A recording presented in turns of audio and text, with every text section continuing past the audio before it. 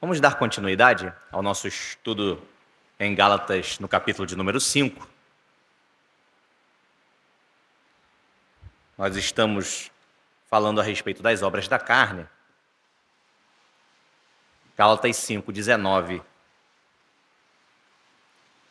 20 e 21.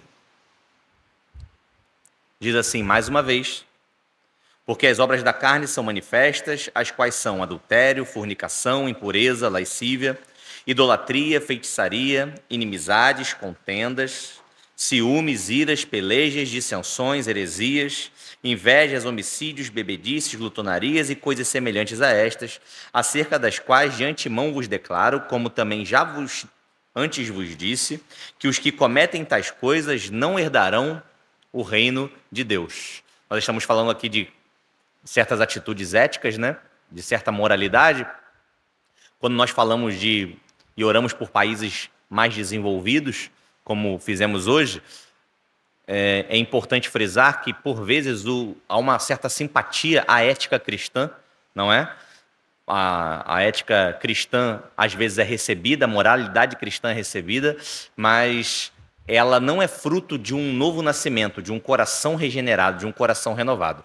E a moralidade, a ética, que agrada a Deus, que faz diferença, que de fato glorifica o Senhor, é aquela ética, aquela boa moralidade que é resultado de um novo nascimento. Não é a conformidade exterior ou a simpatia a certa ética cristã, não é? Mas sim aquela ética que é derivada de um novo nascimento, de um coração regenerado, e ele é consequência desse coração regenerado. Dito isso, nós estamos aqui na lista das obras da carne, que é dividida em 4 categorias, se os irmãos lembram, não é? Primeiro, nós falamos a respeito dos pecados de imoralidade sexual, que são o adultério, a prostituição, a impureza e a lascívia. Na segunda categoria de obras da carne estão os pecados contra a verdadeira religião, pecados contra o culto, que são a idolatria e a feitiçaria.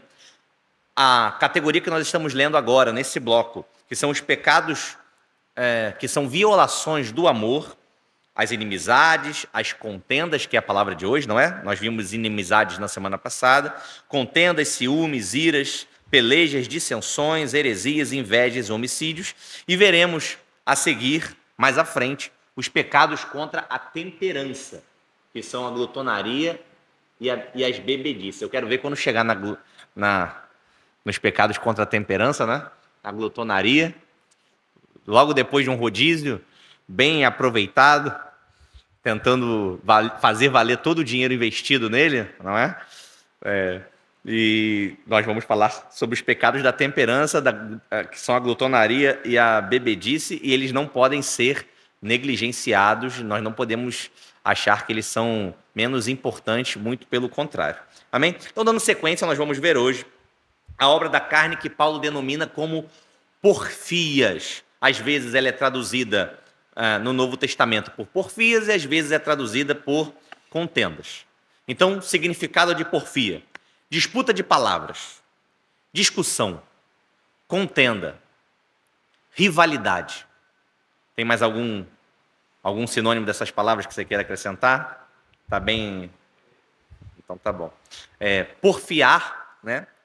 O ato de porfiar é discutir obstinadamente. Então você percebe aqui pela definição que é um desacordo de ideias que não se supera facilmente. Não é apenas uma divergência de ideias na qual 2 pessoas podem ter, não é? Mas que em algum momento alguma há de ceder ou enfim, ou há de respeitar a ideia do outro e seguir adiante, mas é um discutir de forma obstinada.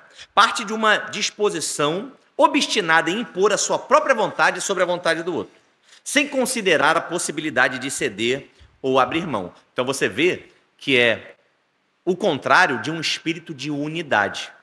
Ele é parte de um espírito de divisão. No grego, porfia era uma deusa, a deusa Eris. E para os gregos, essa deusa, ela era odiosa, ela produzia violência e morte, e os gregos descreviam essa deusa Eris como atuando de forma discreta, de forma sutil. Ela ia semeando desavenças de forma muito habilidosa. Então você vê que essa era uma definição grega, mas nós podemos olhar para a nossa vida e para o nosso cotidiano e ver que muitas vezes a contenda ela age exatamente dessa maneira, não é de forma muito sutil, como quem não quer nada. Às vezes nós nem damos muito valor àquela pequena discussão que começa e de repente se torna uma discussão obstinada. O equivalente romano, né, o equivalente latino a eris, a porfia, é a discórdia.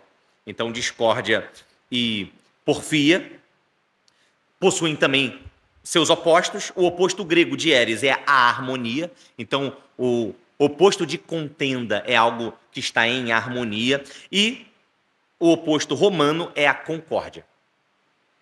Porfia tem uma relação muito grande com a obra da carne anterior que nós vimos na semana passada, não é? Que é a obra da carne, o pecado da inimizade. A inimizade ela aponta para uma atitude mental que predispõe uma pessoa contra outra, não é? E a porfia, a contenda, ela é o resultado dessa predisposição mental.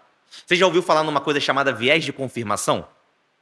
Viés de confirmação é mais ou menos o seguinte. Lembra na época que o Bolsonaro era presidente? Saiu numa época uma notícia dizendo assim: Bolsonaro decide acabar com os radares eletrônicos e aquela multa toda que nós levávamos nos radares de 60 quilômetros. Em determinado momento ele extinguiu aquilo.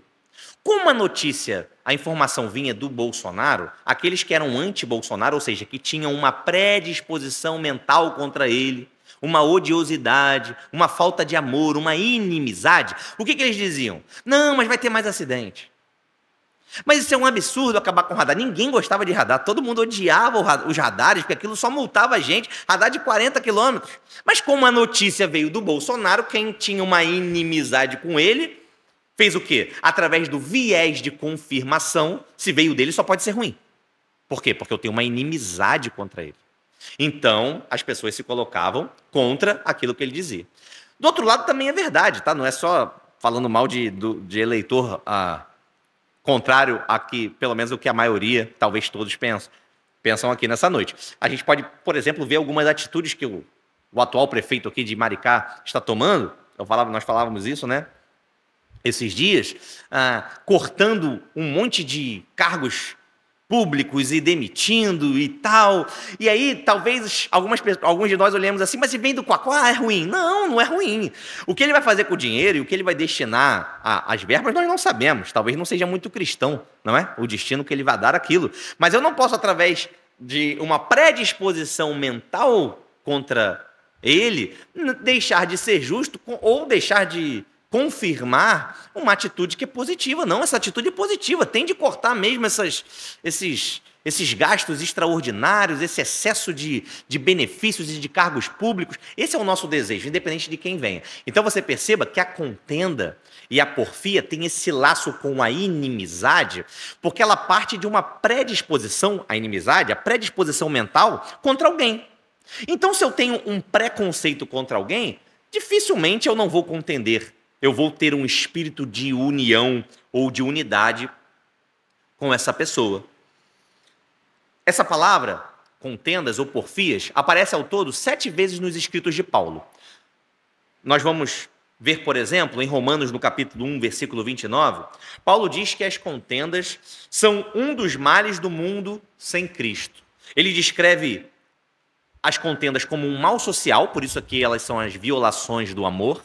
Lembra na epístola de João que a confirmação do amor é a confirmação social, não é? E aqui ele está descrevendo uma violação do amor, e Paulo descreve isso como um mal social produzido por mentes desqualificadas que Deus entregou os pecadores. Então você lembra? Deus havia retribuído de forma justa os pecadores que haviam abandonado a intenção de conhecê-lo, abandonado o seu conhecimento. Deus se revelou na natureza, Deus se revelou em toda a criação, Deus se revelou naquilo que ele faz, naquilo que ele fez, nas suas maravilhas, e os homens que se rebelaram contra o seu conhecimento e decidiram que não era relevante dar importância àquilo que Deus revelou, o que Deus fez, de forma justa e proporcional, os entregou a mentes reprováveis. E Paulo descreve que as contendas são uma consequência dessa mente desqualificada, dessa falta de iluminação que Deus dá a alguns homens. Nós temos que lembrar que nos escritos de Paulo, carne, alguém lembra o que significa? Carne nos escritos de Paulo, quase que sempre, quando nós lemos carne? Isso, natureza humana decaída ou pecaminosa. Então, quando nós lemos obras da carne, elas são as obras de uma natureza humana decaída. Ou seja, aquele que não está em Cristo, o que é natural ele fazer? As obras da carne. Então, contender é algo natural, é a consequência natural de uma mente desqualificada, de alguém que não foi iluminado. Por consequência, de forma oposta, e espera-se daqueles que foram renovados na sua mente, que não andem em contendas, mas andem em unidade. Em Romanos 13:13 aparece mais uma vez a palavra porfias, e Paulo diz assim: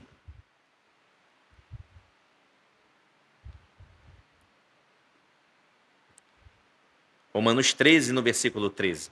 Andemos honestamente como de dia, não em glutonarias, nem em bebedeiras, nem em desonestidades, nem em dissoluções, nem em contendas e inveja. Então, Paulo nos ordena andar honestamente, como de dia, e ele vai listando aquilo que não deve ser feito, e uma dessas obras que não devem ser feitas é a contenda, é contender. Andar aqui é um judeu escrevendo, nós temos sempre que lembrar que quando um judeu nos manda andar, ele está nos mandando o quê? Nos conduzir, nos portar, ele está falando de viver. E o que é viver como se estivéssemos de dia? Aqui é uma alusão àqueles que estão no dia de Cristo, ou ao dia de Cristo. Então, Paulo tinha muito isso, né? A realidade em que nós estamos com a realidade em que nós estaremos, esse jogo de palavras de Paulo. Então o que ele está dizendo é assim, andemos como aqueles que já estão no dia, ou seja, como aqueles que já estão em Cristo. E aqueles que já estão em Cristo não praticam essas palavras, ou essas obras da carne. Aqueles que já estão em Cristo não contendem, eles vivem em unidade. Mais uma vez aparece essa palavra porfias, em Filipenses, no capítulo 1, versículo 15, quando Paulo vai dizer que alguns pregadores pregavam Cristo tendo mais interesse em maldizer Paulo, em prejudicar Paulo, você lembra disso? Em atrapalhar Paulo, em falar mal de Paulo, do que propriamente em glorificar a Cristo. E Paulo diz que eles estão pregando em contendas. Então, esse é o contexto do Novo Testamento, além das outras 3 vezes que nós encontramos a palavra porfias e contendas, e todas elas nós encontramos nos escritos de Paulo que ele enviou à igreja de Corinto. As 3 vezes que essa palavra é encontrada novamente, além das vezes que nós lemos, está no contexto da igreja de Corinto. Eu queria que algum dos irmãos pudesse ler 1 Coríntios, capítulo 1, versículo 11. Qualquer irmão.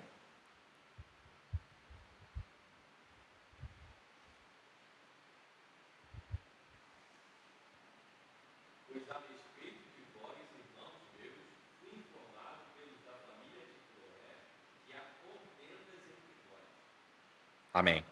1 Coríntios também 3:3 diz assim: porque ainda sois carnais, pois havendo entre vós inveja, contendas e dissensões, não sois porventura carnais e não andais segundo os homens?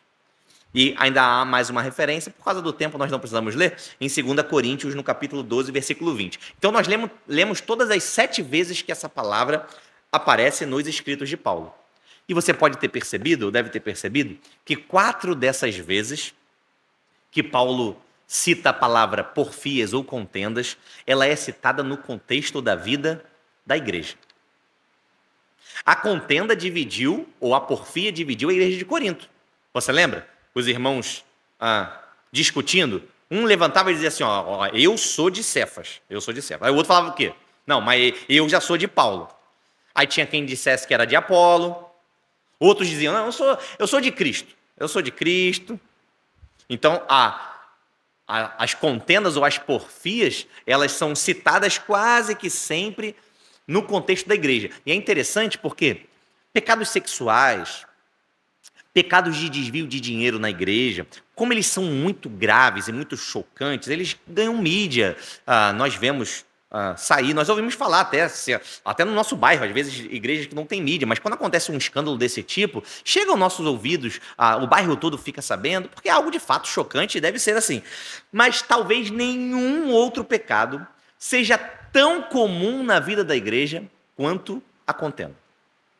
É um pecado comum, muitas vezes negligenciado, e ele é comum por quê? Porque basta que eu não aceite ou que eu não fique satisfeito pelo fato das coisas não saírem da maneira que eu quero.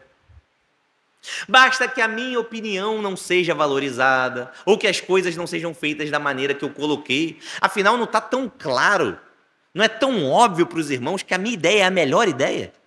Não parece tão correto o que eu estou dizendo? Ninguém me escuta. E, invariavelmente, um coração não transformado, talvez já com certa odiosidade ou certa falta de amor por outro irmão, ou até pelo corpo de Cristo, se coloca discutindo o quê? Obstinadamente, até que a sua ideia prevaleça, ou ele não se dá por satisfeito. E nós vimos que porfiar é o quê? É discutir obstinadamente. Então, como nós poderíamos, nesse contexto, pensar na solução disso? Qual seria a solução para não haver contendas? Basta que um coração, uma das partes, ceda. Tem um coração que não tente impor a sua vontade, um coração sujeito a Cristo e sujeito ao corpo de Cristo, sujeito à coletividade, sujeito aos irmãos. Porque nós temos que lembrar, é muito fácil para quem já tem certa idade ou certa maturidade, perceber que é impossível que as coisas sempre aconteçam da maneira que nós queremos, em todos os ambientes, inclusive no meio da igreja. Então, muitas vezes nós temos certas opiniões que talvez até sejam muito boas, talvez certas ideias vençam as nossas que são melhores, mas tudo bem. A coletividade, o corpo de Cristo, é quem vai conduzindo a vida da igreja, porque é o Espírito Santo quem conduz o corpo de Cristo. Então, nem sempre a nossa ideia ou a nossa opinião, ela vai prevalecer. E nós não devemos discutir de forma obstinada para que nossa vontade seja feita. William Barclay, ele tem um comentário muito interessante que ele diz o seguinte: sempre que Jesus é destituído do lugar central da igreja, os relacionamentos desandam. Então, sempre que vivemos não para Cristo, mas buscando os nossos próprios interesses, como se a vida girasse em torno de nós, nós temos uma porta aberta para as contendas. A igreja de Corinto recebeu a seguinte repreensão de Paulo. Eu vou ler o texto aqui, que diz assim: não vos pude falar como a espirituais, mas como a carnais, como a meninos em Cristo. Eu dei a vocês leite e não dei alimento sólido. Então você vê que por serem meninos, por serem carnais, eles viviam em contendas. Nós vimos que 3 vezes das 7 que Paulo repete a palavra contendas, ela se encontra no contexto da vida da igreja de Corinto. Então, a razão de todas essas contendas na igreja de Corinto é porque eles eram carnais e não espirituais. Nós podemos perceber, você já deve ter visto isso na sua vida, não só no contexto da igreja, mas também da sua família, que quanto mais você se utiliza dos meios de graça, menos irritadiço, mais pacífico e menos propenso a contendas você se encontra. Quais são os meios de graça? Oração, leitura das Escrituras, estar junto com os irmãos em união. Quanto mais você ora, menos você contende. Já percebeu isso, que é uma consequência natural do aproximar-se de Deus, da santificação? Nós estamos mais dispostos a ouvir e não responder. Nós estamos mais dispostos a abrir mão da nossa razão e não sermos obstinados em impor a nossa vontade, a nossa ideia. Porque nós percebemos, quanto mais nós oramos e lemos as Escrituras, estamos na comunhão com os irmãos, mas nós percebemos que o mundo não gira ao nosso redor. Que Cristo é o centro da nossa vida e da vida da igreja e de todas as coisas. E que o corpo de Cristo, nós devemos nos submeter a Ele. Se nós não queremos estar envolvidos em contendas, então, em primeiro lugar, nós devemos estar em paz com Deus. Um homem que não está em paz com Deus, não se utiliza dos meios de graça, não está próximo do seu Senhor, não vive uma vida de santidade ao Senhor e por isso não está em paz com Deus. Ele não pode estar em paz nem consigo mesmo, quanto mais com outra pessoa. Aí você vai dizer, mas como alguém pode não estar em paz consigo mesmo? Nós temos que lembrar a razão de nós termos sido criados. Nós fomos criados, imagem e semelhança de Deus, para glorificarmos a Deus com toda a nossa vida. Nós fomos criados para ser a imagem de Deus nessa terra. E o homem que não está em paz com Deus, ele não pode viver e exercer a função para a qual ele foi criado. Então ele nunca está em paz, ele nunca está contente. Se ele não está em paz consigo, como é que ele vai estar em paz com o outro? Então, a pessoa que não está em paz com Deus, naturalmente, ela vai ser alguém que contende. Se o príncipe da paz habita em nós, se o príncipe da paz habita em você, se o espírito da paz habita em nós, qual será a consequência disso? Nós seremos o quê? Pacíficos. Nós não iremos contender. Agora, uma pergunta. Você é pacífico? Ou você é da contenda? Você discute uma vez, duas, obstinadamente. Todos nós, em algum momento, invariavelmente, caímos nessas obras da carne. Não é verdade? Todos nós somos pecadores. Mas a obra do Espírito Santo é o quê? Ir nos livrando das amarras, das prisões desses pecados. Se você busca paz e não a contenda, lembre-se, você vai ter que abrir mão da sua própria opinião, da sua razão e da sua vontade.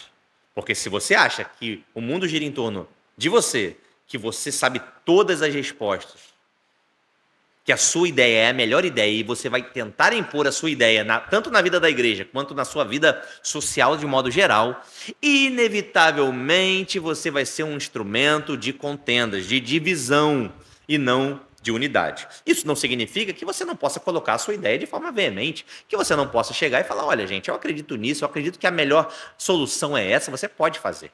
Mas ao ver que aquilo ali vai se transformar numa contenda, você é capaz, pela graça do Senhor, de retroceder, de recuar e de abrir mão de que a sua vontade seja feita e de que a vontade da coletividade prevaleça.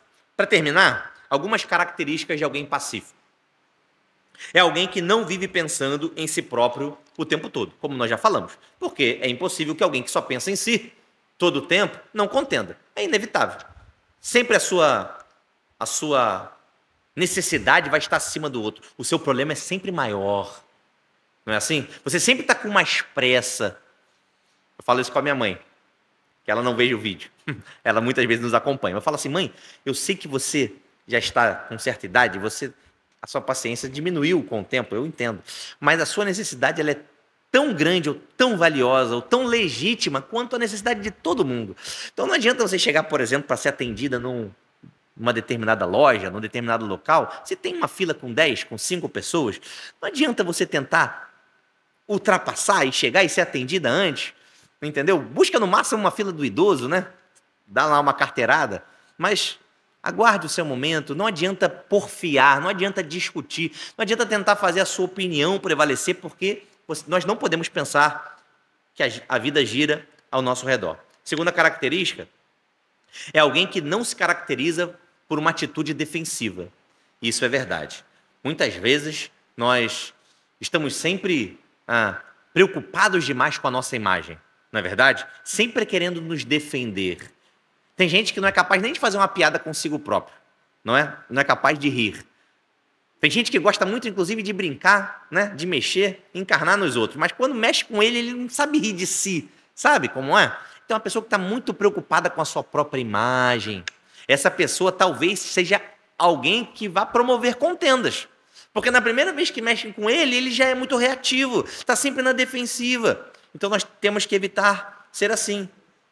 A terceira característica é alguém que não tem uma sensibilidade que é ferida facilmente. É o que nós chamamos de melindroso, não é? Não pode falar nada com ele. A Márcia colocou lá no grupo esses dias, eu não lembro exatamente o que você falou, mas depois você falou assim, irmão, eu não estava querendo ser grossa, não. Eu não estava sendo grossa, todo mundo entendeu. Se alguém achou que foi grossa é porque é o quê? É melindroso. Sente-se ferido muito facilmente. Você só deu uma resposta, entendeu? Não teve nada de grosseiro. Mas pode ser que alguém se ofendeu. Por quê? Vocês estão rindo? Porque é melindroso. Vamos lembrar do estudo de Mateus 5, das bem-aventuranças? Qual é o antônimo do melindroso? Isso, exatamente. Então, nós não nos preocupamos tanto assim com a nossa imagem, nós não nos ficamos tão chateados ou tão melindrosos assim com certas coisas. No futebol lá, né, Rômulo? Às vezes você vai ouvir certas coisas, não é? Certas brincadeiras, tudo mais. Faz parte, não tem problema nenhum. Quarta característica, estamos terminando. É alguém que não fala mal dos outros, mesmo que eles sejam de difícil trato. Até porque nós também somos, não é verdade? Em algum sentido. Talvez nós sejamos fáceis de lidar em certo sentido, em certas ocasiões, mas em outras nós já não somos tão fáceis assim. Ou nós somos muito fáceis de lidar com certas pessoas, mas outras nos tiram rapidamente a paciência, não é? Tem características que não se casam mesmo, não se encontram. É difícil. Eu, às vezes, olho, e eu posso até falar que no contexto da igreja, eu olho, às vezes, para certos irmãos ou para certas pessoas da minha família, eu falo, gente, é muito diferente de mim. É muito diferente. Nós falávamos isso numa vez, há muito tempo, lembra, Romulo? Apesar da nossa amizade, como nós temos, no nosso caso, não é nem personalidade, talvez até não seja, mas em termos de gosto, né? Como nós temos gostos tão diferentes, tão opostos, assim, e tá tudo bem, não é? A minha personalidade não é melhor do que a de ninguém, então eu não preciso falar mal de alguém quando ela é de difícil trato, porque com certeza alguém olha para mim e pensa que eu também sou difícil de tratar. É alguém também que sabe controlar a língua. Quem tem dificuldade de controlar a língua aí, lê lá a Epístola de Tiago, não é? Tiago... Eu vou ler um versículo aqui de Tiago, que é o clássico, né? Ele falando da língua. Capítulo 1, versículo 26, ele diz assim: se alguém entre vós cuida ser religioso... Olha, eu estou sempre na igreja, sou crente. Eu oro sempre. Estou em comunhão com a igreja, sou crente há 20 anos, eu sou crente. Então você cuida ser religioso? Olha o que ele diz. Mas esse religioso não refreia a sua língua, antes engana o seu coração e a sua religião é vã. Olha o que ele diz. Eu tenho muito dom, muito carisma. Deus tem uma graça sobre mim, sabe? Eu sou crente mesmo, eu sou religioso, fiel. Eu não faço isso aqui, esse monte de moralidade que Paulo está falando. Mas você não refreia a sua língua, então sua religião é vã. O que Tiago aqui está nos fazendo refletir, que o Espírito Santo é quem nos dominará, não é a nossa língua, não é nosso impulso, não são nossas reações. O Espírito Santo nos domina. Nós temos de ter domínio próprio. Nós vamos, inclusive, chegar lá quando falarmos do fruto do Espírito. E, por fim, é alguém que não replica quando lhe dizem algo que induza a isso. Ainda que você se sinta tentado a responder, você pode se controlar e não causar contendas ou porfias. Muitas vezes uma briga, uma contenda, ela pode ser evitada apenas com o silêncio. Você já percebeu com isso? Você não precisa ter nenhuma atitude. É só você ser passivo. No sentido de ouvir e não responder. Basta você ouvir e ficar em silêncio, você evita uma contenda. Às vezes nós não nos controlamos esse ponto, mas às vezes basta o silêncio.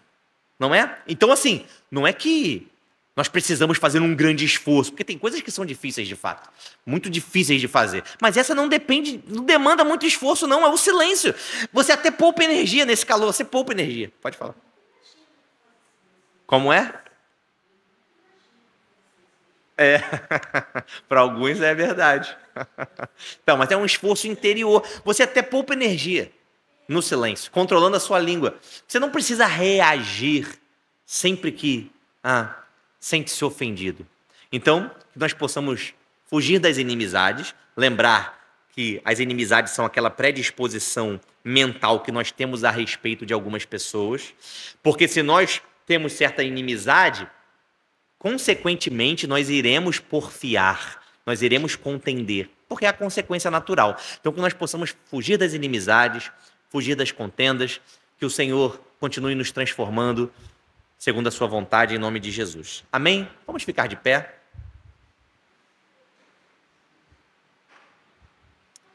Senhor Jesus, nós te louvamos. O Senhor é o nosso exemplo, o nosso modelo. E o Senhor não nos deixou exemplo apenas de palavras, o Senhor nos deixou um modelo prático. O Senhor viveu, como disse, o Senhor jamais foi hipócrita, pelo contrário, o Senhor foi manso e humilde de coração. O Senhor demonstrou toda a sua longanimidade, a sua paciência, as suas virtudes.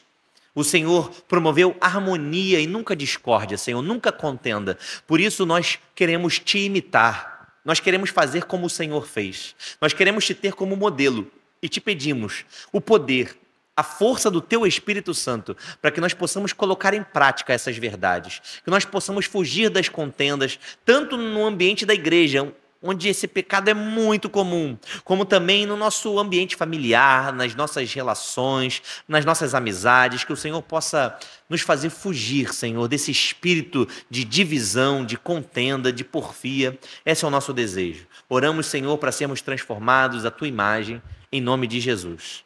Amém. Glória seja ao Pai, ao Filho e ao Santo Espírito,